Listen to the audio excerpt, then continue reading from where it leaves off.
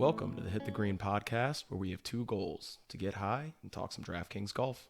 I'm your host, Brandon Towers, excited to be with you. I'm recording this on Monday evening, June 15th, so any ownership projections or news that you might hear from me, weather potentially, that's all current as of Monday, so please do your own check up until lock to make sure that none of the players you've selected have withdrawn or been injured. As well as get a weather check-in before we lock on Thursday to make sure that you understand what the weather conditions are going to be like in Hilton Head this week. Excited to get this podcast started. This is episode number 1. We'll be talking RBC Heritage. We'll also recap the last week at Colonial really quickly. Since this is a show about getting high and talking about golf, I'll be smoking some Naked Orange today, testing at 25.29% THC, so this should be a good time.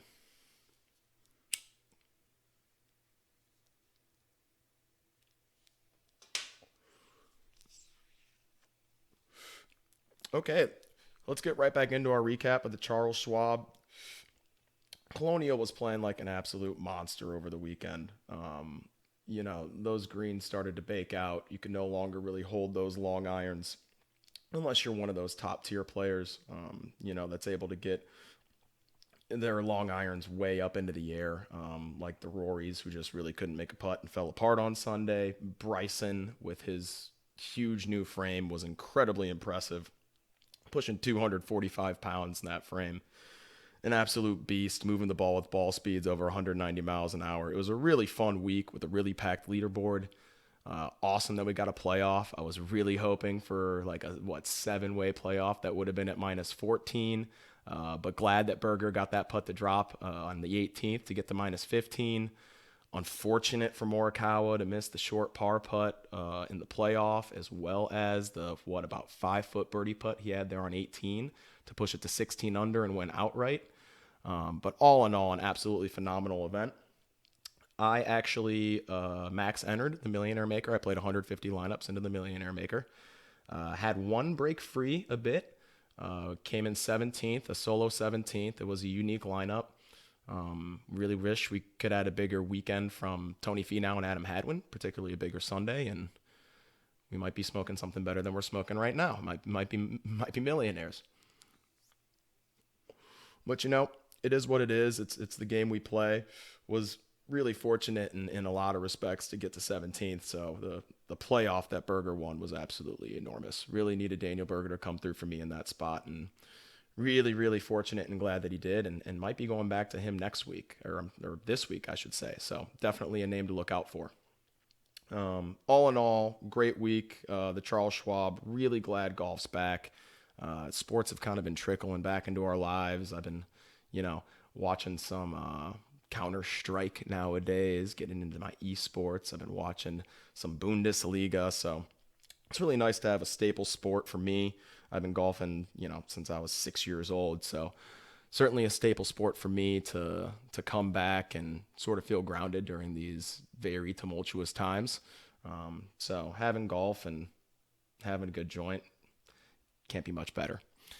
So I'm going to talk some general GPP strategy before getting into RBC Heritage and going through the course breakdown and players I like, just really to give you an idea of how I approach GPPs and what my general outlook's going to be, just so I can frame some of my opinions and takes for you, and you can take that information and do with it as you please, right? I think one of the most important things as a daily fantasy player is to stamp your brand on your lineup construction, right? Use your intuition or anything that you glean as an edge and really dig deep into that. Figure out why your intuition's leading you that way, and see if maybe there is an edge to be gained in playing certain correlations that you might see that other people don't, or being able to take certain risks, smart risks, that you notice that other people may not have the stomach for.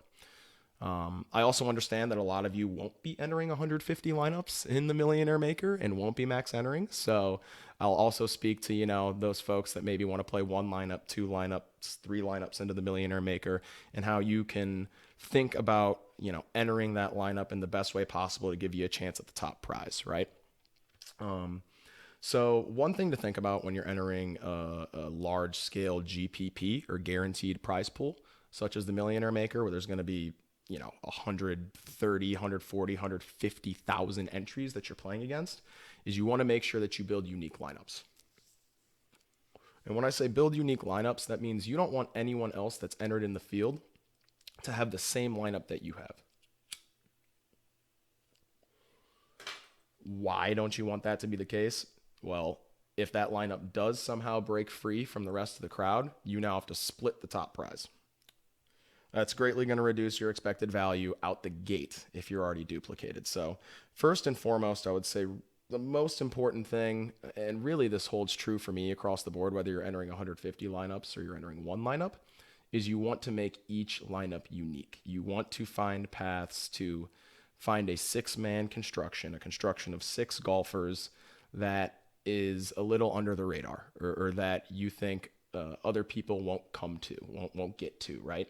And that doesn't mean that you want to take $6,000 golfers, right? That doesn't mean that you want to take 6 golfers that are owned at 1%, right? Because you don't. That wouldn't be a good idea, or at least I wouldn't advise it. It just means you have to be smart about finding ways to differentiate your lineup and find ways to make plays that other folks aren't, or if you are making plays that other folks are, generally finding ways to just tweak your lineup so that you can still find a way to be different. And this week in particular, I think that's going to be important because we see such soft pricing across the board. And what I mean by soft pricing is you can get really, really high tier golfers in that mid-tier pricing range. It's really like a major tournament field, really, in that respect. And what we see typically in these tournaments are people like to go to balanced builds.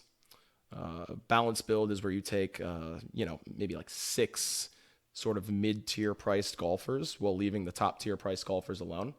A lineup that would use a lot of top-tier golfers would be called a studs and duds or a stars and scrubs lineup. I do think that those are typically less common when you get to stacked fields like this because of the soft pricing. So right off the bat, if you want to differentiate and you're someone that's entering, 1, 2, 3 lineups, go ahead and build yourself a studs and duds lineup this week.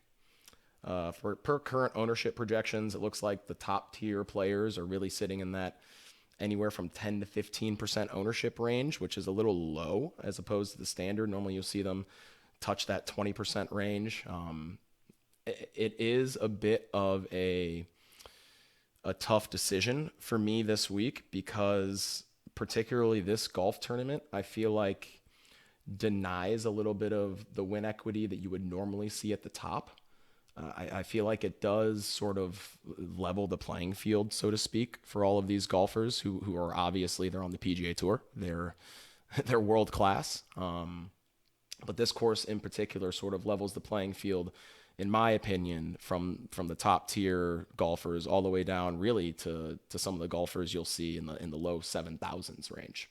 So it makes sense that the ownership would be chasing the balanced build sort of approach, given that I really don't think this course lends well to a lot of win equity at the top end. But if we're going to get a huge ownership discount on the top end, we're still looking at, top golfers in the world.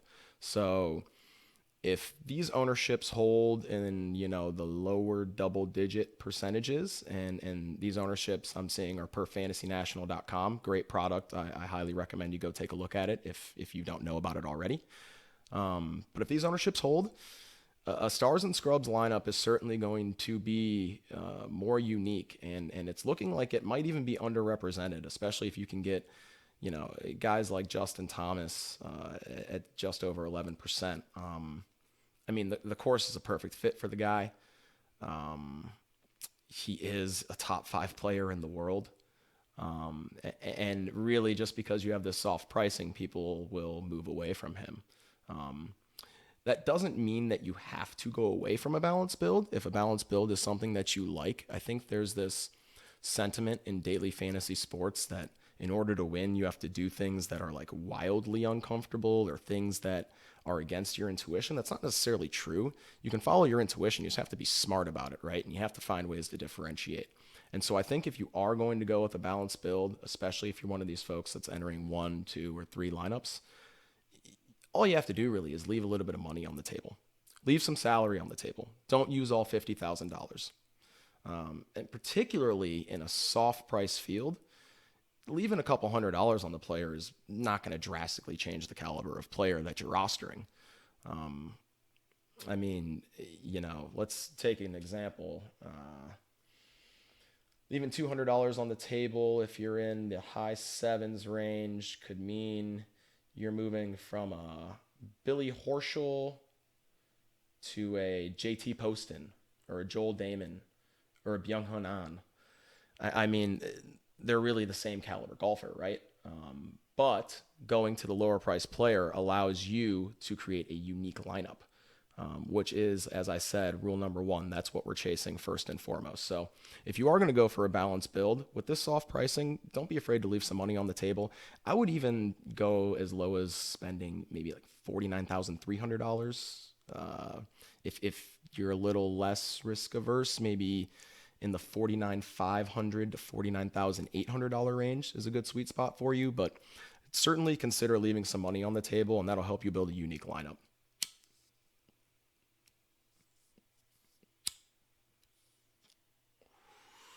I need to hit this thing more because I keep letting it go out.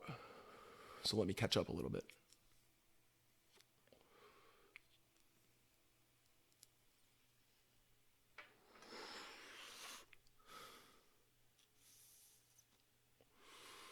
Yeah. Really tasty strain. Agent Orange is a good name for it. Or what was it? Naked Orange. Naked Orange. Very good name for it. Extremely citrusy. And hits you hard. That's for sure.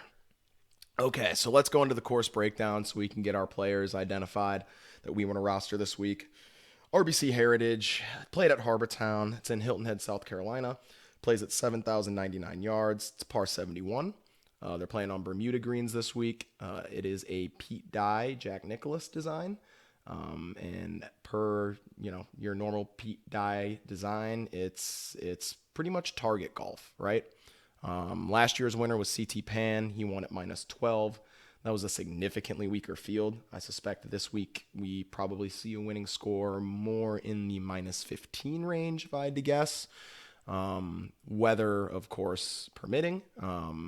Which, speaking of weather, currently Thursday scattered thunderstorms are called for. Of course, check the weather leading up to this. We're recording on a Monday. But something definitely to consider if you're a first round showdown player. Maybe there's an AM or PM stack if the storms hit in either the morning or the afternoon. So I would definitely, if you're playing first round showdown, consider stacking up both the AM and the PM waves.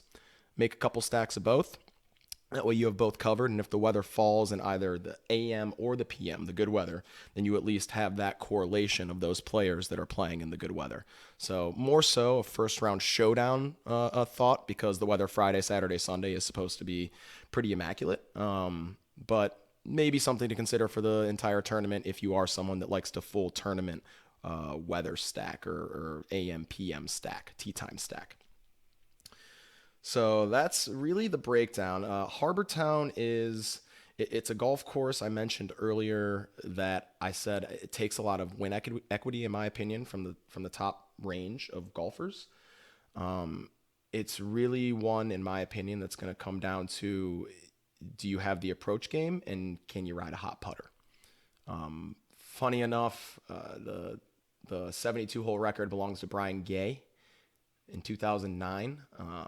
And if you know anything about Brian Gay, certainly a player that benefits from playing a shorter course and riding a hot putter. And that's the profile of golfer, albeit typically in a weaker field, these golfers win. But that's the profile of golfer that I'm looking to when I'm trying to roster a golfer for this track. So I'm looking for someone that can hit some greens, that will benefit from this not being such a driver dependent course. It's not really going to be strokes gained off the tee aren't going to be as important as they will be on other tracks on the PGA Tour.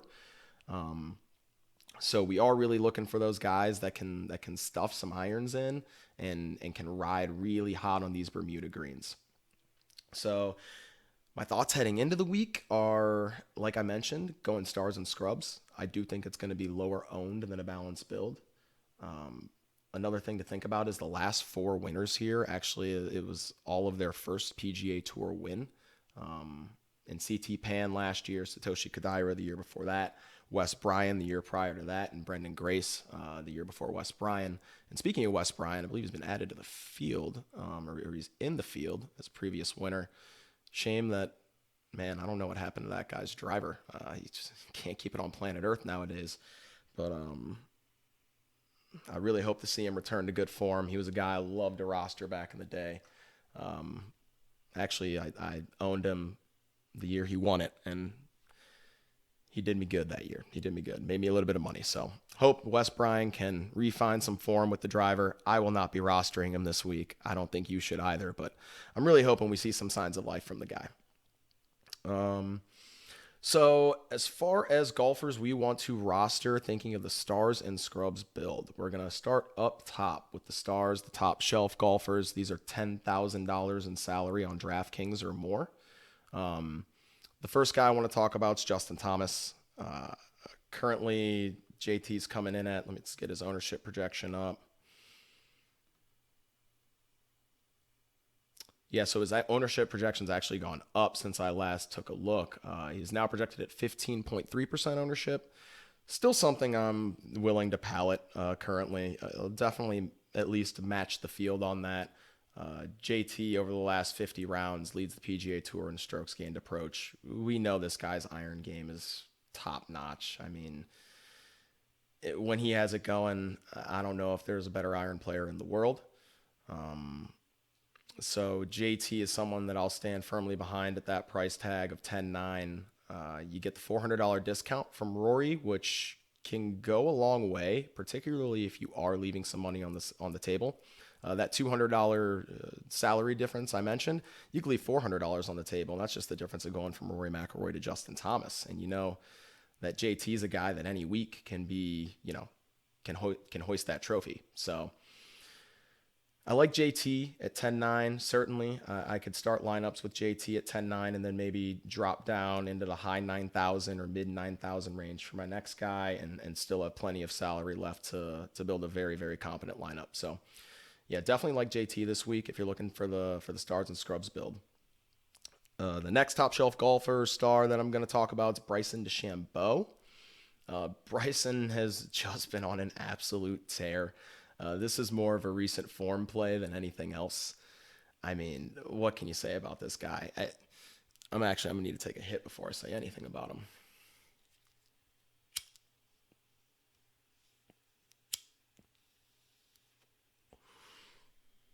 The guy went into quarantine and gained 20 pounds just so that he can reach ball speeds over 190 miles an hour. If you are a Bryson DeChambeau hater, I have nothing to say to you. I really don't. This guy is something else, man. And it really does feel like the win is coming. Is this a perfect fit for his game? Not necessarily, in my opinion, but man, his recent form is too much to ignore. The off-the-tee game is off the charts. Not that that's all that important here, but I trust that he's going to have those irons dialed in, the mad scientist. He's had some troubles with the putter on the bent greens last week at Colonial. I think he gets in the lab and he really gets to work with that putter, over the next few days. And I trust almost no one more to straighten out something like that than I do Bryson. So I love Bryson at 10.7. He's actually my pick to win this week. I think he raises the trophy this week. He is just trending in a direction that is astronomical. And quite honestly, if the putter were agreeing with him at all last week, he would have run away with it. So Bryson DeChambeau at 10.7 is my next top tier, top shelf golfer. The third guy I'm going with at the top tier at 10K plus is Colin Morikawa. And, you know, it was a tough finish for the kid, for sure. You hate to... I mean, he got a great break with that tee shot on 18, bounced through the woods, somehow found its way into the fairway. I'm not sure if it hit a branch before it bounced through the woods or what, but somehow found its way into the fairway. The kid hits it to about 6 feet, maybe 6.5 feet. You think the tournament's over, you know, it's going to be, unless Xander can do something right coming home. But then he somehow leaves it low side. And then the miss in the playoff, as brutal as Xander's horseshoe was, that one hurt Morikawa more, certainly. But I do think the kid bounces back this week. If there's any course tailor-made to this guy's game, I mean, Harbour Town is it. This kid is one of the best iron players we've seen in quite some time, dare I say since Tiger Woods. He is, I mean, we don't have the sample size, of course, to say that definitively yet, but boy, he's trending in the right direction, that's for sure. And I'm not going to get off him right now, not in this spot. I think the price is going to drive some people away. I think the price is what's giving us an ownership discount. Currently, Morikawa is projected at 12.3% ownership. I mean, everything looks good for this guy right now. It really does. I think that the small greens here at Harbour Town will really mitigate any sort of putting issues that Morikawa's had recently, which he's shown, you know, he's shown a propensity to miss some short ones, right? And we saw that rear its ugly head at Colonial, but I think these greens will help him mitigate those issues, and another top five's in store for Morikawa, in my opinion. So I can stand behind Colin Morikawa at his $10,000 flat price tag. And it's really, it was a difficult decision between he and Xander. I'll have some sprinkles of both as far as the $150 or 150 entries go into the Millionaire Maker. But if you're someone that's making just a couple lineups, you're probably going to have to make a decision here between one or the other. And I couldn't blame you for going Xander, quite honestly. I trust the iron game of Morikawa a bit more. And I think Xander's off the tee, which is one of his strong suits, is a little less important around a track like Harbour Town. So as far as that decision's concerned, I would side with Morikawa. Okay, let's get to some mid-tier golfers for those that are looking for a more balanced build, and even you will have to get some of these guys, of course, into a scrubs and stars and scrubs lineup or a studs and duds lineup. You still will have to have a couple of mid-tier golfers to fill that lineup out. So let's go ahead and start with Sungjae Im. Sungjae, I mean, what can you say about the kid? He's coming in at $9,700, and there is nothing that he doesn't do well. He gains literally across the board. He is as consistent as they come. He never puts down the clubs. He's always playing. So you know he's in peak form. The results show he's in peak form. Another top 10 last week at Colonial. Really quiet top 10 last week at Colonial. As far as cash game plays go, I don't know if there really are any safer plays than Sungjae. The kid can absolutely do it all. And as far as my ownership's concerned, I will make sure to get overweight to the field on Sungjae. I think he's set up to have a great week this week. A guy who I think is due for a bounce back week this week, coming in at 9K flat. I think we got a discount on him, as a matter of fact, because of the miscut last week, is Webb Simpson, who I said Morikawa's game is tailor-made to Harbour Town. Webb is another guy who should fit this course extremely well, and the course history bears that out. Let's check Webb's course history really quickly here. T16 last year, T5 the year prior, and a T11 the year before that. Yeah, it's what you want to see as far as course history goes, and it makes sense, right? Webb is a guy who is perennially one of the leaders on the PGA Tour in strokes gained approach. The turnaround of his putter over the last few years has been incredible. He's now one of the best putters in the game. And as I mentioned, I'm looking for guys that can hit it close and hit greens and ride a hot putter. And that is Webb Simpson, certainly. The missed cut last week is slightly concerning. Maybe just shaking off a little bit of rust, right? Everyone's coming off a long layoff. I trust the long form statistics I see from Webb. I trust that he gets back toward his baseline. He's a phenomenal value at $9,000. Phenomenal cash play, in my opinion, as well as a GPP play because of his upside to win this tournament. And so Webb Simpson at $9,000, I will absolutely stand behind as well. After Webb, I'm looking at Daniel Berger, our winner from last week, $8,900. And the interesting thing about winners from the previous week is that I feel like we end up getting an ownership discount on them. That there's, and rightfully so, typically there's a little bit of a hangover, right? Winner's hangover. But this week, particularly, given that we just came back, we literally just came back to golf, everyone was so gung-ho, all you heard people say, even if they played like shit, all people were saying were, John Rahm had a great time. Smiling from ear to ear. Yeah, I didn't play well, but I still had a smile on my face because we're back. Like, these guys are pumped to be back. So I don't think Daniel Berger's really going crazy with the celebrations. I'm sure he had a good time, right, on Sunday night. But I think Daniel Berger's probably ready to get back in the saddle, right? I think he's ready to turn this into a little bit of a run. He had been trending toward that win at Colonial. He was a staple of my lineups. Staple. About 15%, slightly over the field, maybe 16%. But he was a part of that lineup that came in 17th, of course, in the Millionaire Maker. And he was trending toward that win. And I don't think he lays off the gas here. And I think we're going to get an ownership discount because typically there is a bit of a hangover for winners, but I think we're in a bit of a different circumstance here. And I think Berger comes with full attention, right? And I think Harbour Town gets his full attention, and it's a good fit. The guy can hit irons. The guy can ride a hot putter. He's exactly what we're looking for, and he's in great form. $8,900 may scare some people away, which great. Gives us even more of an ownership discount, hopefully. Currently, Berger, per fantasynational.com, is projected at, let's see here. We'll let this load. 7.7% ownership. Yeah, absolutely. Get me over that. I might double that, honestly, and push him to 15%. I see no reason why this guy doesn't play great again this week.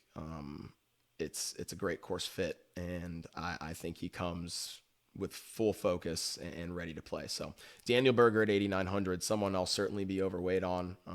I like the play more so probably a GPP play than a cash game play. But for those that don't mind taking on the risk, I am with Daniel Berger this week. Next guy, Gary Woodland. Woodland's priced all the way down at $8,400, just below Dustin Johnson, who I think right now DJ's projected at 8.4% ownership. I think he ends up coming in higher than that personally. I think the narrative of, I get it. He shot an awful final round last year at the Heritage on Sunday. I think he shot 6, so he shot 77 to really blow the tournament. But I think people more so will look to that and say this guy was minus 10 through 3. It's probably a check mark in the good column ultimately for course history for most people. And I do think it is a good course fit. I just honestly can't trust Dustin Johnson right now. The irons are a mess, and DJ is going to take you as far as his irons are going to take him on this golf course. It's not a golf course where his driver is going to let him lap the field. He's going to need to be dialed in with the irons, and right now he simply is not. So I love pivoting down $100 to Gary Woodland, a guy who was dialed in with the irons last week, a guy who had a great finish last week, a guy who can also ride a hot putter when he gets it going, as we saw at the U.S. Open. So, yeah, I like pivoting down $100 to Gary Woodland. Let's check Woodland's projected ownership. He's at 12% projected ownership. I think that DJ and Woodland actually end up coming in more in the same ownership range. I think that 12% sounds about right. Maybe 10 to 12% is what I'm going to go ahead and guess. I think they do come in a similar ownership range, though. Before we get to the next golfer, I'm going to take another hit, get a little sip of water.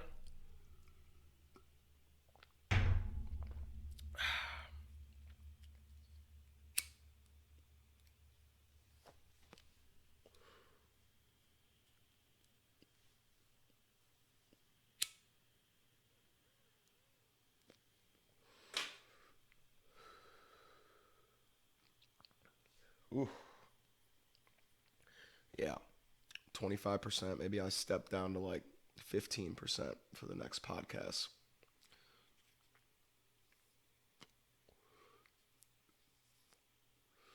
It's like cancer patient shit. Fuck.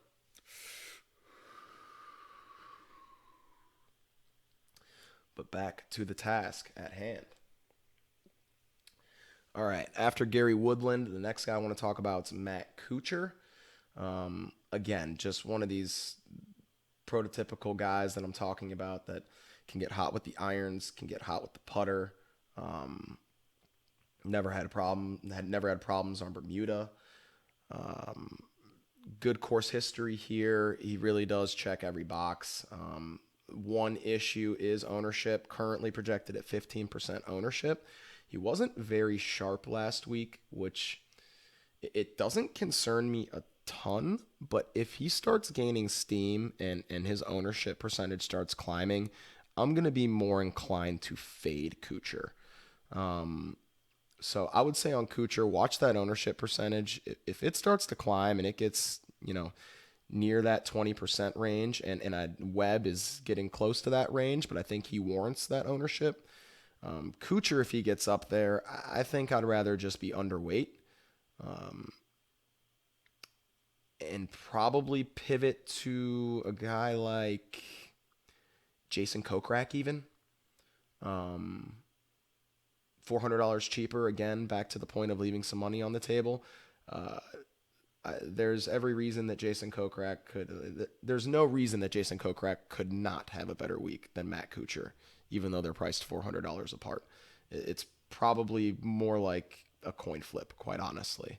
So for the sake of being unique, you can make a pivot down to a guy like a Kokrak or even an Abraham Answer, both who had great weeks last week with the irons. And if the putter can get going, they can be dangerous for sure. Maybe not the upside to win the tournament, but certainly the upside to get you a top 10. And at this price range in the high 7s, low 8Ks, that's really all you need for them to pay off and potentially be in a Millionaire Maker winning lineup. So we'll watch the ownership on Kuchar. Definitely don't want to see it get up to that 20% range. I'm fine with it right now at the 15% that it's at. But yeah, if it starts to climb any higher than that, I'm going to have to reevaluate a bit.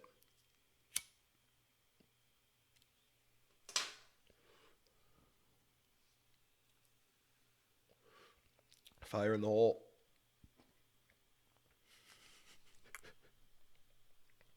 All right.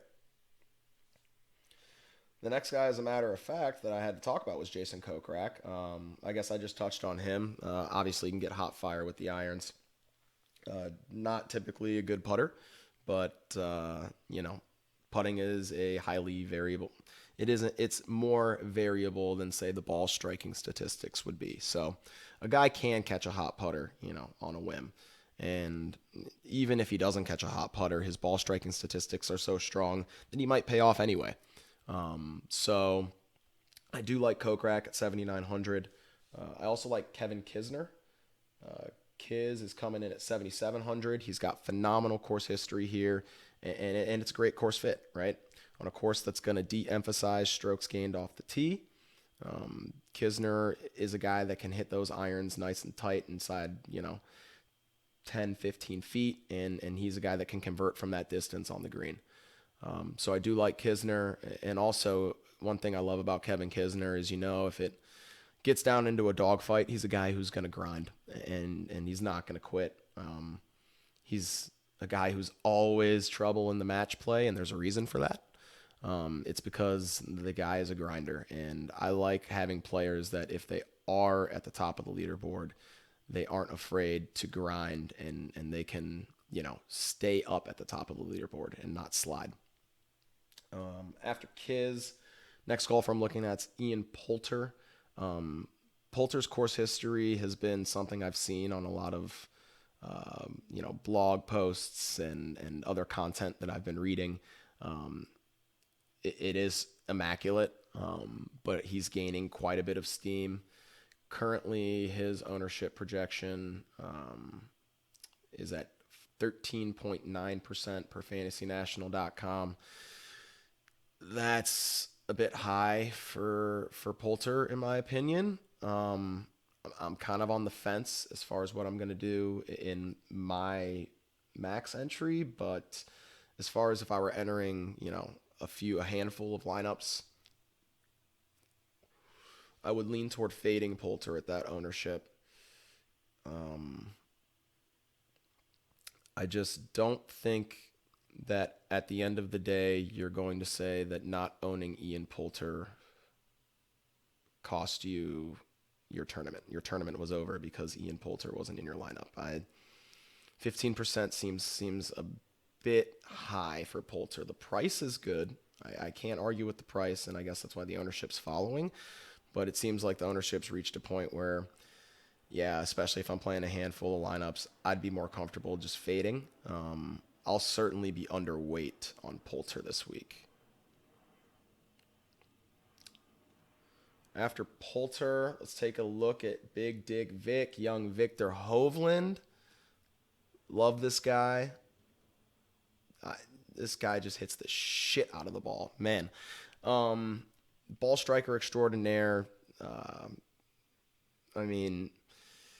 He, Morikawa, and maybe lesser so Matthew Wolff, all came on the scene at the same time. They're all going to be great players in their own rights. I have no doubt about that. Hovland really showed a lot with ball striking last week. Couldn't get the putter to agree with him. But again, putting is a little variable. Maybe he gets it to bounce back a little bit this week. If he keeps striking it well, then, I think his upside is a top 10, even in this strong of a field. So I do like Victor Hovland this week. His price tag's coming in at $7,600, which is the same as this next guy I'm going to talk about, which blows my mind. Where are we right now in 2020? Jason Day is $7,600. Jason Day is priced $100 more expensive than Brandt Snedeker, the same price as Victor Hovland and Ian Poulter. Wow. Take a hit to that.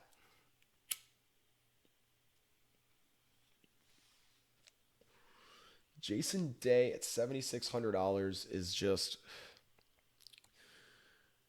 I don't foresee a scenario where we don't look back and say this is the cheapest price we were ever able to pay for Jason Day. I don't see Jason Day ever being priced at $7,600 again. This is bargain barrel pricing for Jason Day, a guy whose upside is to win this tournament. I get it. The form's terrible. He hasn't been the player that he was a couple years ago. But he's shown some flashes. There have been some flashes, particularly with the putter. We all know that he can ride a hot putter. And if that thing gets red hot, then you don't even need him to win this thing. He's $7,600. Like, realistically, make some birdies, post a top 20, and that might be good enough to pay off. A top 15, right? $7,600 Jason Day is something that I'm at least going to have sprinkles of. And his current ownership projection, I don't even think that's very high, is 4.1%. Yeah, I'll be well overweight on Jason Day.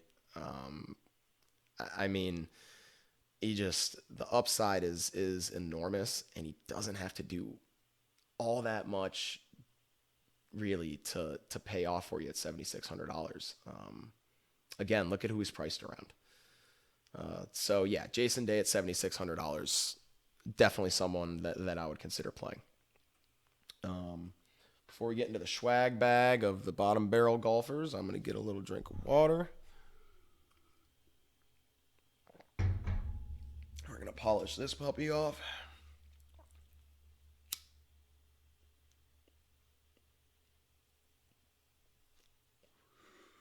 Oh, shit. Ashed on the couch.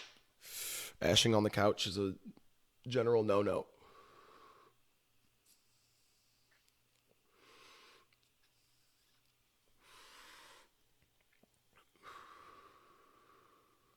This shit hits deep in the throat. It's good. I like it. It's real good. Okay. In the SCHWAG bag, first golfer I want to talk about, in a similar vein to Jason Day, I just think it's the lowest price we're going to see him at in some time. Sergio Garcia, a guy who, per his long-term form, great approach numbers, should be a great course fit, but obviously a guy who, like Jason Day, is not showing form currently.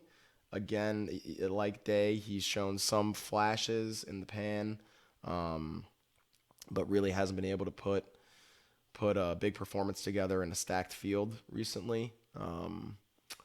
But at $7,300, again, that you're not asking him to do all that much for you. You're not asking him to go out there and win the tournament for you. You're not even asking him to top 5 or maybe even top 10, top 15, top 20, just like Jason Day. At $7,300 for Sergio Garcia, I'll certainly have sprinkles in my max entry. I believe his ownership projections 4.3%. One concern I did have with Sergio is he's only played the tournament once before, and he got cut. He played it long ago. But a guy like Sergio, he's played enough golf. He's been around enough tracks. I think he'll have enough familiarity after the practice rounds to be able to figure out, the angles that he needs to play here at Harbour Town. And for $7,300, the long-term baseline statistics are good enough to bear out that Sergio could have himself a good week here. So after Sergio, we're going to go with my guy, let me down last week on Sunday, Mr. Adam Hadwin, the Canadian. The guy can get red hot, obviously, right? He shot he has 59 under his belt in his PGA Tour career, so we know what he can do when everything's firing. Wish that would have been the case this past Sunday, but it's a good course fit. It again de-emphasizes off the tee, which would be, if anything, where Hadwin does not shine. Hadwin can certainly work his way around the green and on the green as well, and he can get hot with those irons. So I don't see any reason at $7,300 why Hadwin can't be a part of a Millionaire Maker winning lineup if he has himself a good week, has himself a top 10% outcome, then he can certainly be a player. He's currently projected at 8% ownership. I want to double check the course history on Hadwin here. I believe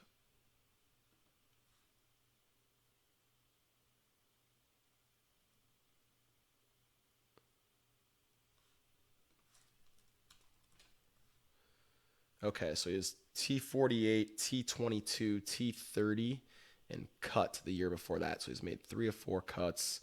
Best finish is a tie for 22nd. At this price tag, tie for 22nd would be great. This field obviously is much stronger, but Hadwin comes in some pretty decent form. And also he's a guy who I feel like typically tends to outperform his finishing position as far as Draftkings points are concerned.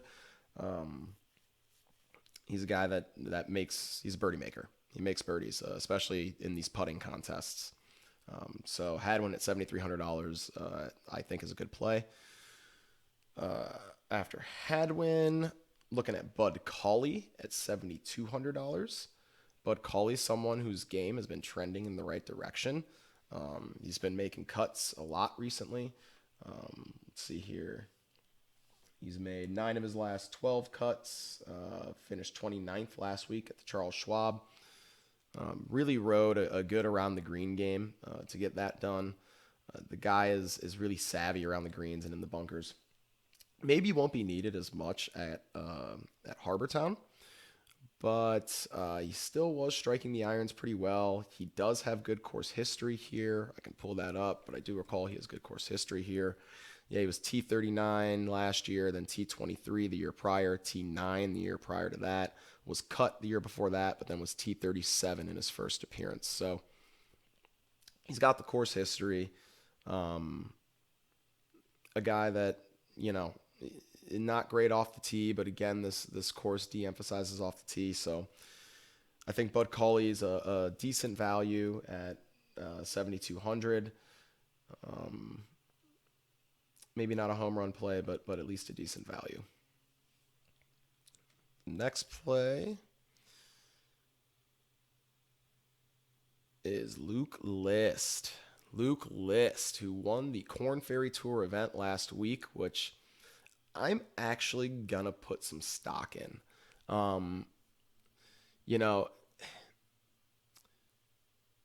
They were... Okay, so it's a Korn Ferry Tour event, but getting a win under your belt, like coming off of a win, instills a level of confidence that I feel like Luke List he'll be riding a high, right? I feel like he'll come into this event focused. He has, I believe, good course history here. Yes, a T3 2 years ago. So a T3 2 years ago, he's got upside going around this track. Confidence should be high. Being around Harbour Town should bring good memories. He has pretty decent course history here. So yeah, Luke List is a guy I can get behind if his ownership comes in at the right number. If he's a guy that starts to catch some steam, he'll be very easy to move off of. But currently projected at 4% ownership, I'll gladly get above 4% ownership on Luke List. Maybe not double it, but definitely get above it a little bit. Get a little bit of leverage on Luke List. The next guy I want to talk about is Rory Sabatini, a guy who I rostered last week at a decent clip and came through for me with a 14th place finish. Look, Rory Sabatini's just been striking the shit out of the ball, right? He's made 10 of his last 13 cuts. He's a guy who, if his putter gets hot, look out. His upside is probably top 5. Quite honestly, he could probably win the event. If Sabatini gets red hot with that putter, it can be scary. So he's had the irons working. I like Harbour Town as a fit. I think Rory Sabatini, if he comes in at low ownership, will be very sneaky. But I doubt he's going to be sneaky. Let's see what he's coming in at right now. 7.4%, which, is decently healthy for sure. But I'll gladly get above that. I think it's going to be a good week for Sabatini. Let's double check his course history.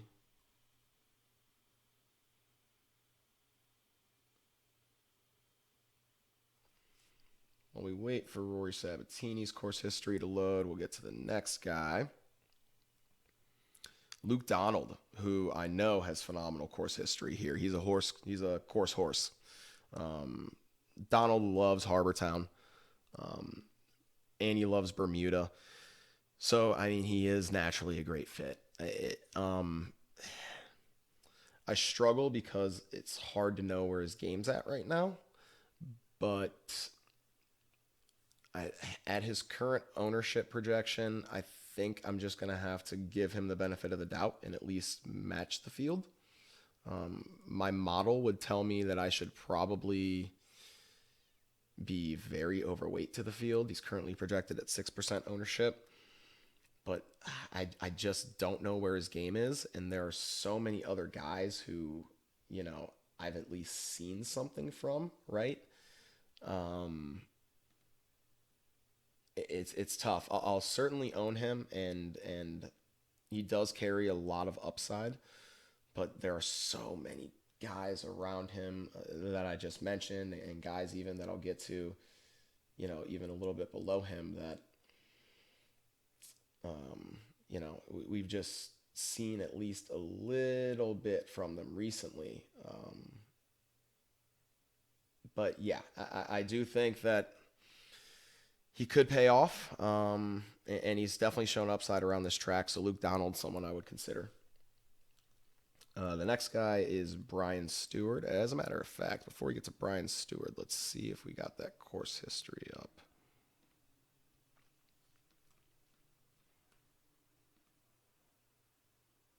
Yes, we do.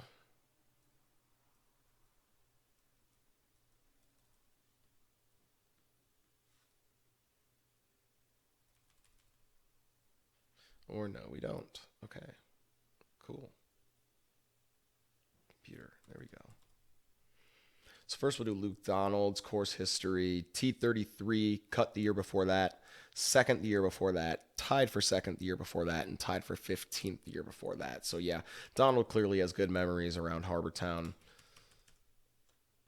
And we also want the course history for Rory Sabatini. T10 last year, T23 the year prior, got cut the 2 years prior to that, and T9 the year prior to that. So, yeah, some decent course history there as well, showing some upside, especially at a $7,200 price tag. Yeah, so Rory Sabatini certainly is someone I'll be over the field on, overweight to the field on this week.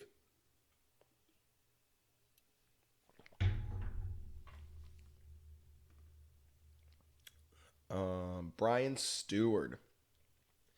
So Brian Stewart, what's he checking in at? Where are you at, Brian?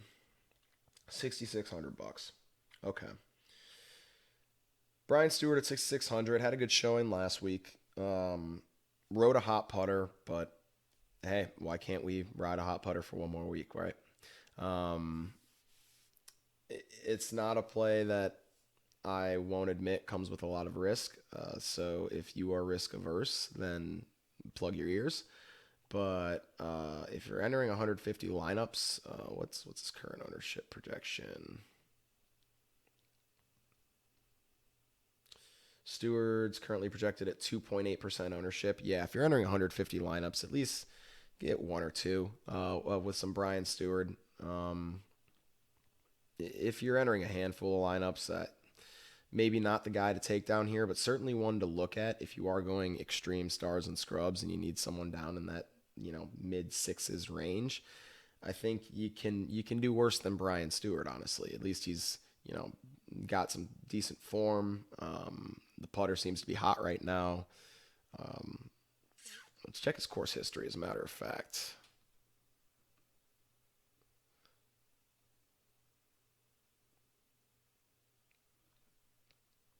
Stewart.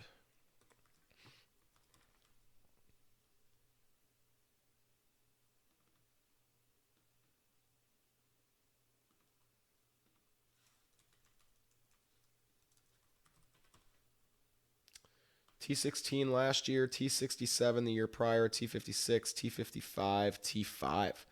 Wow, so he's made the cut his last 5 times around the track, with T5 being his best finish 5 years ago. Okay, and T16 last year. So $6,600, the upside's there.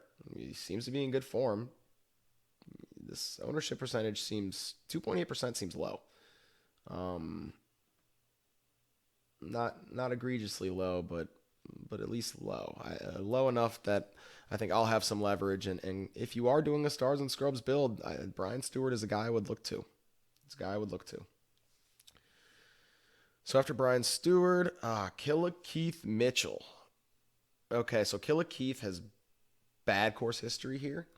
I just think he's a better caliber player than a lot of the guys he's priced around. And B, we're on Bermuda greens, and that's Keith Mitchell's preferred putting surface.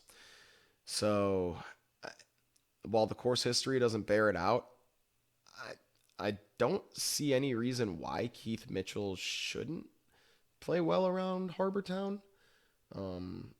Maybe I don't know. Maybe something about it doesn't fit his eye, but I'm going to say more so that the poor course history is an anomaly. I think the course should fit his game, and I think that bears out this week. Now, keep in mind that Mitchell isn't in the best of form right now, but he did have just about as bad of a week as he could have last week and still made the cut. So I wouldn't mind. I mean, you can certainly do worse than Keith Mitchell at $6,500, especially with some of the players around him. Keith Mitchell on Bermuda at $6,500. That's a flyer that could be worth taking. So I have to kill a Keith. We're really getting down here. Cameron Tringale at $6,400. A guy who's extremely consistent. Made 11 of his last 12 cuts. Great ball striker. Can get hot with the putter as well. Really is that prototype golfer that we're looking for, as I mentioned, around Harbour Town. So $6,400, Tringale's someone that I'll definitely own. He's currently projected at 6.4% ownership. I'll probably get a little bit over that. Again, if you're in the stars and scrubs type of build, Tringale's another name you could look to. Between Tringale, Stewart, Keith Mitchell, and I will give you one bomb.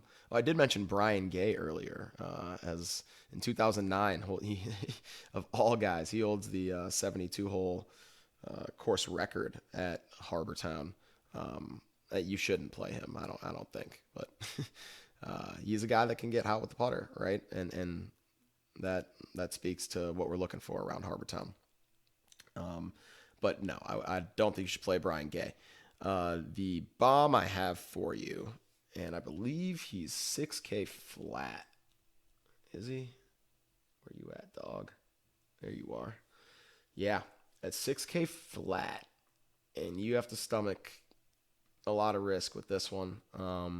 Really more of a one or two lineups if you're max entering play than putting them in your lineups if you're just playing a couple of lineups. I wouldn't go this route, but Bill Haas,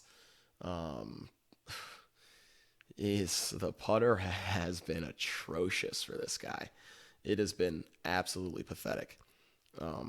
Like mind-numbing pathetic. But he's got okay course history around here. And who knows? Maybe he finds the bottom of the cup. Like maybe this is the week that Bill Haas can make a putt. And if it is at flat 6K, I was talking about being unique. One way to definitely be unique, I think, is taking a guy at flat 6K. I don't think there are going to be many players that are going to be owned at the flats at 6K min. As I spoke to earlier, I think balanced builds are going to be popular. I don't think Stars and Scrubs is going to be popular, and I certainly don't think Super Stars and Scrubs is going to be popular. So if you believe in Bill Haas, then go ahead and get yourself a couple guys up at the top. You could even start. Let's see, could you start JT, Bryson, Haas? Yeah, and that still leaves you $7,467 a golfer for your last three golfers. So yeah, if you wanted to do something crazy like that, obviously you're hoping Bill Haas comes through for you, which is a prayer. But if the putts fall, everything else seems to check out as far as the course history is concerned, as far as his long-term form's concerned. So similar to these guys, like I mentioned, Day and Sergio Garcia. Bill Haas, as far as the flat min, if I had to stuff a guy in at the flat min, Bill Haas would be the guy. So yeah, that rounds out the plays for this week. I will be posting all of my plays, so my entire player pool, to the website, htgpod.com. So if you want to check out all my plays, please go over to htgpod.com. We'd love to see you. Be posting these podcasts to iTunes and Spotify. So if you could like that, that'd be awesome as well. yeah, if you got any suggestions for the show, shoot them in the comments. I will tell you that Naked Orange fucked me up. It's good stuff. It's good stuff. I feel very lifted. So hopefully we made some good picks this week. Please pay attention to any news leading up to the lock. If there are any injuries, if there's any weather, please pay attention to that because it is very important in this DFS game. So wish you guys the best of luck. We'll be back next week with the results and some more golf talk. See you then.